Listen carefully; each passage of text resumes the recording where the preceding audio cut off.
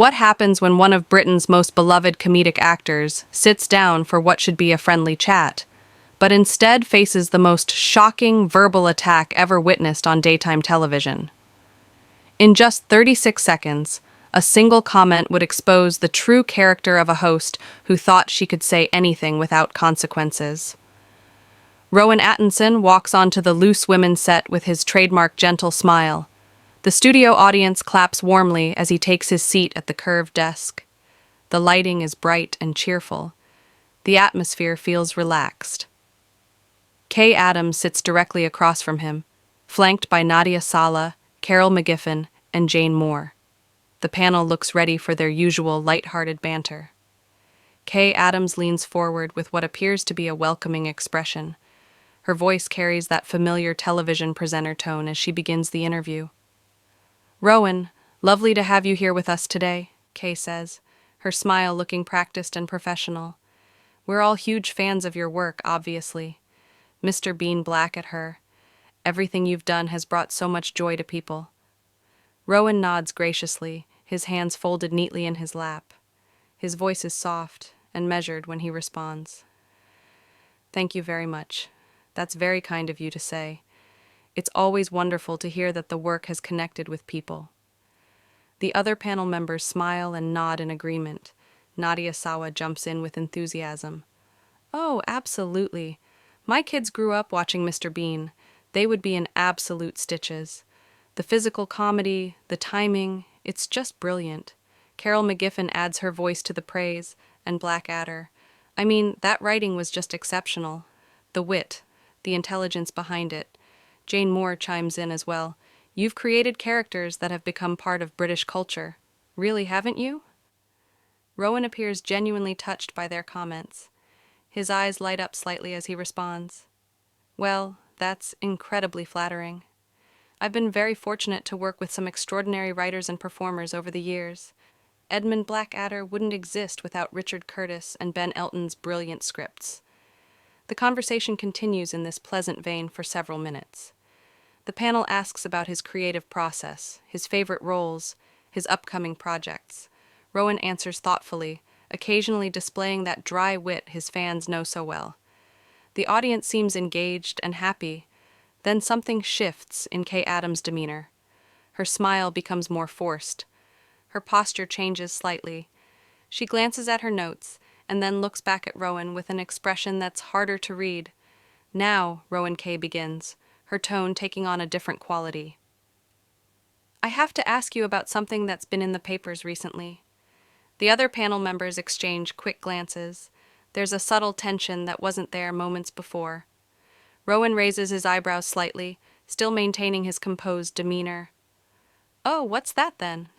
Kaye's smile grows wider, but there's something unsettling about it now. She leans forward even more, as if she's about to share some delicious gossip. "Well, there have been some stories about your personal life, haven't there? Some people saying you're not quite as charming off camera as you appear to be." The studio falls noticeably quieter. Nadia, Carol, and Jane all look uncomfortable. Rowan's expression doesn't change dramatically, but there's a slight tightening around his eyes. "I'm not sure what you're referring to specifically," Rowan says calmly. "I try to keep my private life private, but Kaye isn't backing down. If anything, she seems emboldened by his measured response." "Oh, come on, Rowan. Surely you know what I'm talking about. The story is about you being difficult to work with, demanding special treatment, that sort of thing." The accusation hangs in the air like a toxic cloud.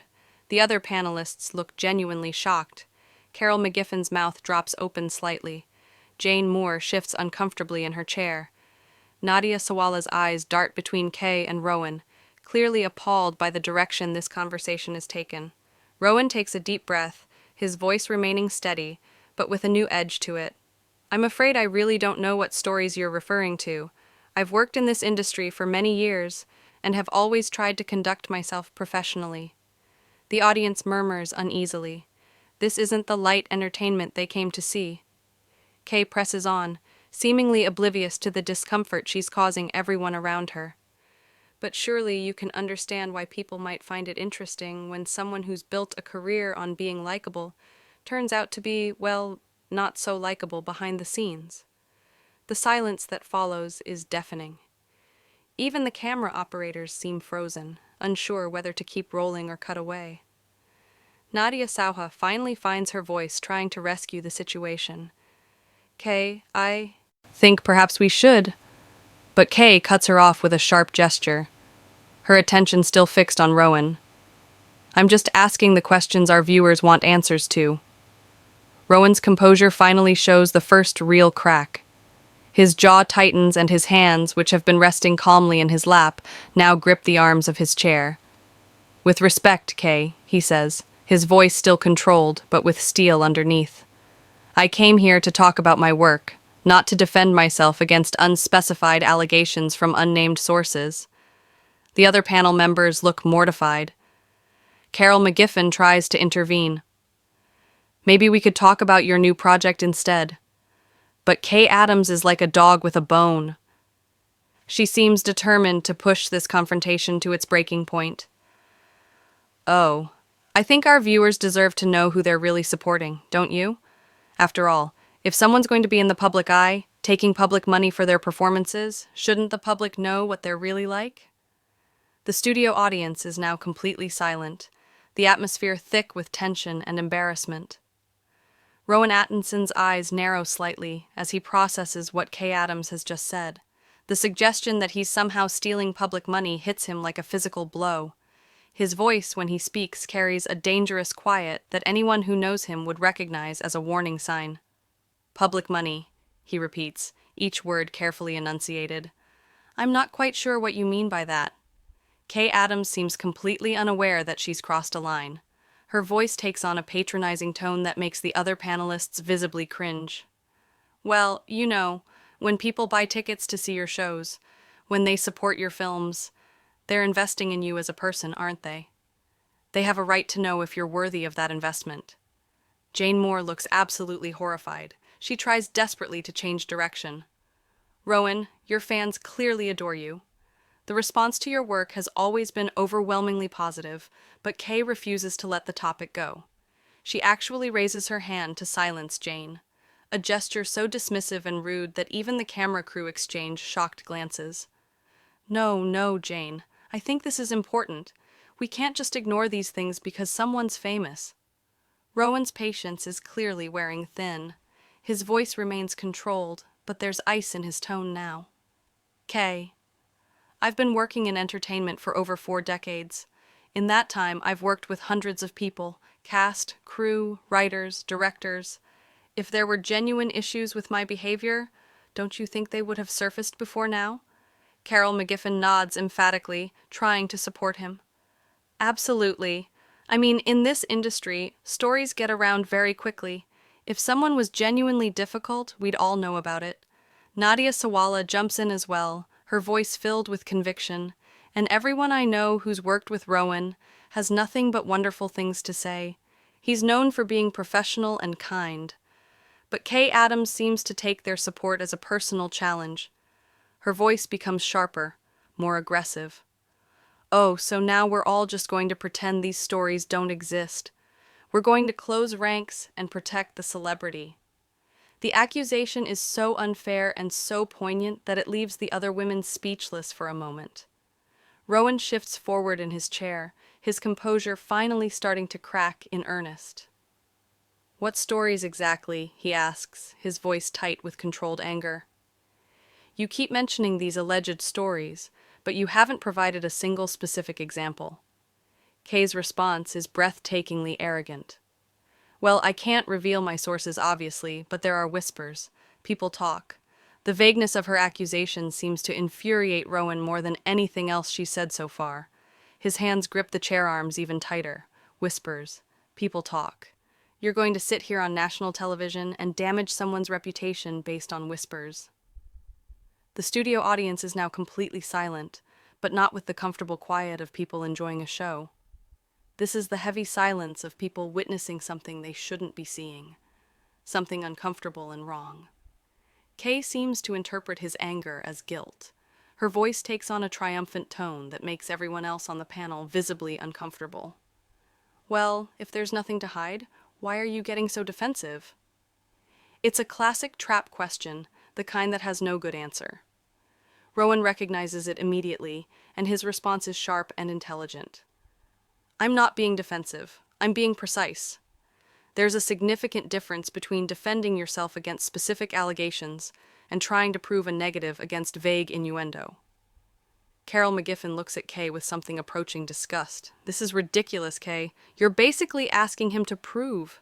He's not guilty of things you won't even specify. But instead of backing down, Kaye doubles down on her attack. Her next words are so shocking that they will be replayed countless times on social media. Look, we all know what these comedy types are really like behind the scenes. All that anger and frustration has to come out somewhere, doesn't it? Maybe some people just don't want to admit what's really going on. The implication hangs in the air like poison. She's essentially suggesting that comedians, by virtue of their profession, are inherently damaged or dangerous people. The other panelists look absolutely appalled. Nadia Sawala's voice is barely controlled. As she responds, "Kate, that's completely out of line. You can't just make sweeping generalizations about an entire profession." Jane Moore's face has gone pale with embarrassment. This is not what we do on this show. This is not who we are. But Rowan Atkinson has heard enough. His voice when he speaks is deadly quiet and filled with a dignity that makes Kaye's behavior look even more petty and mean-spirited. I see. So, in your view, anyone who chooses to make people laugh for a living is automatically suspect. We're all just ticking time bombs waiting to explode. There's something in his tone that finally seems to penetrate Kaye's self-righteous bubble. For the first time, she looks slightly uncertain. I didn't say that exactly. Rowan's response is swift and cutting. You said exactly that. You said, "We all know what comedy types are really like," implying that there's some dark truth about people in my profession that needs to be exposed. The other women are staring at Kaye with a mixture of horror and disbelief. Carol McGiffin shakes her head slowly. I can't believe you just said that. But Kaye, instead of apologizing or backing down, makes the mistake of trying to justify her position. Her voice becomes defensive and petulant. I'm just saying that maybe people shouldn't put celebrities on pedestals without knowing who they really are. Maybe some of you are too stir-up to ask the hard questions. The accusation that her fellow panelists are somehow failing in their duty because they won't participate in her character assassination is the final straw. Jay Moore's voice is sharp with anger. Starruck. Kaye. We're not Starruck. We're professional. There's a difference between asking hard questions and making unfounded accusations. Rowan sits back in his chair, watching this exchange with a mixture of sadness and growing resolve. When he speaks again, his voice carries the weight of someone who has made a decision. You know what's truly unfortunate about this conversation, he says, addressing Kaye directly. You had an opportunity to have a genuine discussion about creativity, about the craft of comedy, about the joy that entertainment can bring to people's lives. Rowan's words hang in the air with the weight of profound disappointment. His voice remains steady, but there's an unmistakable sadness beneath his controlled exterior. Instead, you chose to use your platform to spread gossip and innuendo. You chose to attack rather than engage. Kaye Adams shifts uncomfortably in her chair, perhaps finally beginning to realize that she's made a serious miscalculation, but rather than gracefully retreat, she makes one final catastrophic attempt to justify her behavior. I'm just doing my job, Rowan. Sometimes that means asking uncomfortable questions. The response that follows will become one of the most quoted moments in television history. Rowan's voice drops to barely above a whisper, but every word cuts like a blade. Your job is to entertain and inform your audience. What you've done today is neither entertaining nor informative. What you've done is cruel. The word cruel lands like a physical blow. Even Kaye seems stunned by the quiet force of his assessment. The other panelists look like they want to disappear into their chairs. Nadia Sawaha tries one more time to salvage the situation. Maybe we could start over, talk about your upcoming projects. But Rowan is already rising from his chair. The movement is slow and deliberate, like a judge preparing to deliver a sentence. No, I don't think so, he says, his voice carrying a finality that makes everyone freeze. I came here in good faith, expecting a professional interview. Instead, I've been subjected to a character assassination based on nothing more than malicious speculation. Kaye's face has gone red. Whether from embarrassment or anger, it's impossible to tell. Her voice becomes shrill and defensive. Oh, so now you're going to storm off like some kind of prima donna? Doesn't that just prove my point? It's the worst possible thing she could have said. The suggestion that his dignified response to her unprovoked attack somehow validates her behavior is so twisted that even she seems to realize. She's gone too far the moment the words leave her mouth.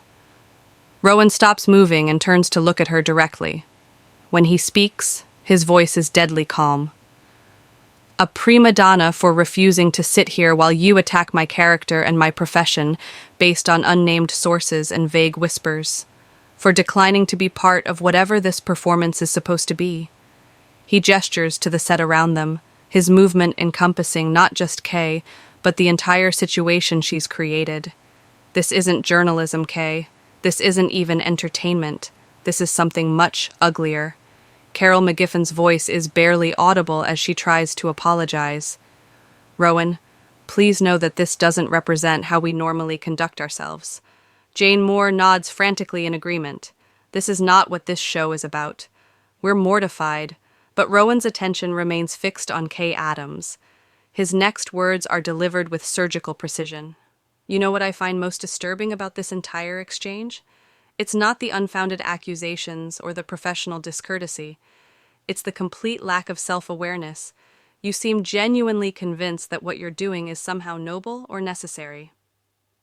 Kaye tries to interrupt, but Rowan continues speaking, his voice growing stronger with each word. You've turned what should have been a pleasant conversation into an ambush. You've made your colleagues uncomfortable, upset your audience, and damaged your own credibility. And for what? What exactly have you accomplished here today? The question hangs in the air like an accusation. Kaye's mouth opens and closes, but no words come out. For the first time in the entire interview, she seems at a complete loss. Rowan reaches down and removes his microphone with practiced efficiency. The small gesture somehow carries enormous weight. I've spent my career trying to bring joy to people. I've tried to create characters and moments that might brighten someone's day, even if just for a few minutes. That work means something to me. His voice takes on a passionate intensity that transforms his usual quiet demeanor. When you attack that work, when you suggest that anyone who chooses to make people laugh must be hiding some dark secret, you're not just attacking me. You're attacking every performer, every writer, every creative person who has ever tried to bring a little happiness into the world. The studio is so quiet that the hum of the cameras seems deafeningly loud. Even the production crew has stopped moving, transfixed by the power of his words. That's what I find truly unforgivable about your behavior today. Not the personal attacks, but the casual dismissal of something that brings joy to millions of people. Kaye finally finds her voice, but it comes out as a weak whisper. I never meant to dismiss your work. Rowan's response is swift and final, but you did. The moment you suggested that comedians are inherently untrustworthy, you dismiss not just my work, but the work of every person who has ever tried to make someone smile. He straightens his jacket with the same careful precision he's shown throughout the interview, even in the face of Kaye's increasingly erratic behavior. I wish you and your colleagues all the best, but I won't be part of this anymore. Nadia Sawa looks like she's about to cry. Rowan, please.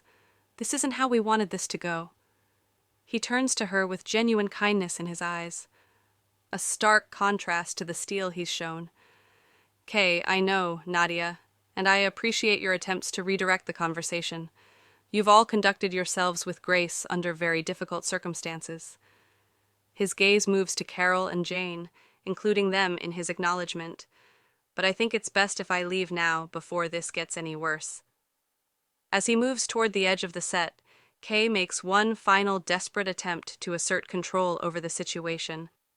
Well, if you can't handle a few tough questions, maybe you're not as professional as you claim to be. The comment stops Rowan dead in his tracks. He turns back slowly, and for a moment, there's something genuinely dangerous in his expression when he speaks. His voice is so quiet that the microphones barely pick it up, but every word is crystal clear. Tough questions. You call spreading unsubstantiated rumors and making sweeping generalizations about an entire profession tough questions. You need to learn the difference between journalism and gossip. Kaye. And until you do, you have no business sitting in that chair. The condemnation is delivered with such quiet authority that it seems to suck all the air out of the studio. Even Kaye Adams, who has spent the entire interview attacking and provoking, finally falls silent. Rowan gives a small nod to the other panelists, a gesture of respect that somehow makes his departure feel even more dignified. Ladies, thank you for trying to maintain some semblance of professionalism. I'm sorry you had to witness this. And with that, he walks off the set, leaving behind a stunned silence that speaks louder than any shouting match ever could. The cameras continue rolling, capturing Kaye Adams sitting alone in the wreckage of her own making, while her colleagues stare at her with expressions of shock, disappointment, and professional embarrassment that will be analyzed and discussed for years to